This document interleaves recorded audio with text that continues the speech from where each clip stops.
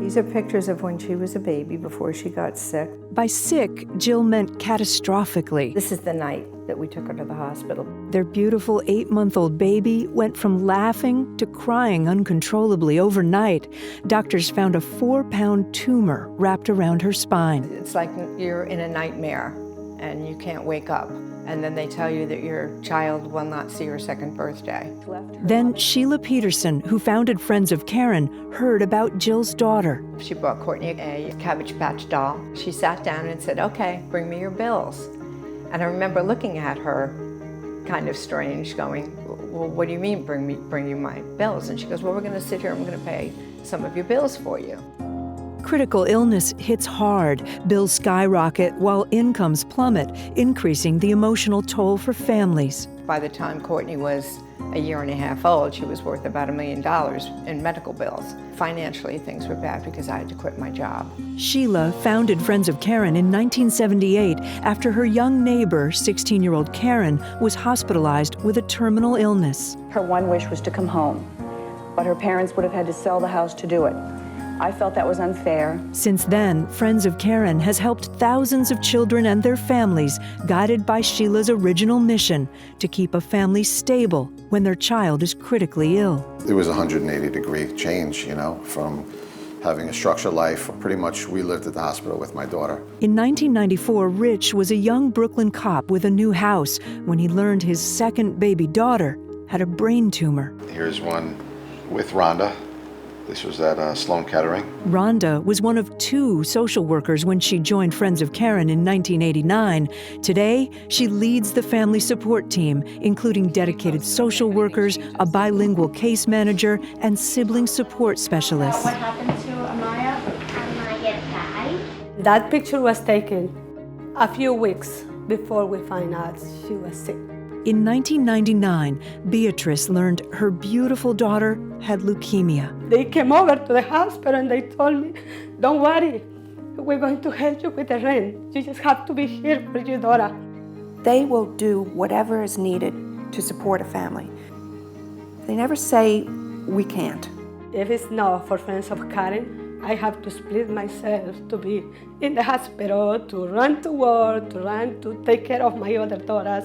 It's an impossible situation for parents. Their other children often feel neglected or confused about what's happening. 17-year-old Romy took care of her little sister because her mother worked. I would pick up my sister, cook, help her with her homework before I even start my homework. When I was diagnosed, I couldn't do so much because I didn't have the energy to do it. I was sleeping all the time. Friends of Karen recognized the crucial need for a sibling support program and added it in 2009.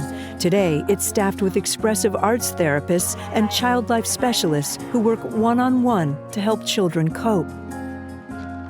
Special birthday and holiday gift giving is also a treasured Friends of Karen tradition. Sheila bought her that first Christmas dress.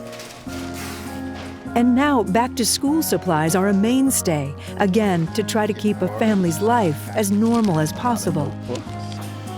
With the second transplant, it was harder because we were worried about him more emotionally. In 2016, John and Nicole learned their 5-year-old boy needed a second bone marrow transplant. His little sister was the donor. They helped out tremendously with Luke and helping prepare him for going in for the transplant, which was big. Luke had to go to Philadelphia for his treatments. I had to rent a hotel room for 2 months. I remember even while we were in the hospital talking to Rhonda on the phone, I didn't have anybody to check in on me and talk to me and guide me through, gave me advice that I needed. It was a feeling of peace. It was a feeling that we weren't alone. It's the personal connection Friends of Karen provides when parents feel overwhelmed and have to deal with doctors, insurance companies, and bills. They focus on each family's individual needs and try to go the extra mile. If it's not for Friends of Karen, I will not have all these beautiful memories and moments with my daughter. And because of the help from Friends of Karen, we were able to save our house, and my kids have grown up in here ever since. Knowing that Friends of Karen helped my mom emotionally and financially, it was able to help me focus on recovering, learning how to walk again and driving and just getting myself back into the world that I was in before. Courtney is amazing. She's a compassionate, kind, smart woman. She is a counseling psychologist. She just got a job as a school counselor. Julie is 24 now. She's a school teacher, extremely tough, extremely warm, and yeah. Luke is doing fantastic. He's living a very normal life. He's in first grade. I graduated college last year with an English literature degree, and immediately after I graduated, I changed my career. Sheila would be amazed if she could see what it was doing today, and proud. In 40 years, Friends of Karen has impacted countless families.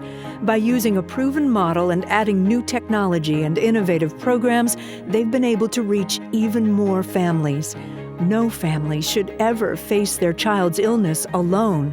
And it's that belief that drives Friends of Karen to always be by the family's side.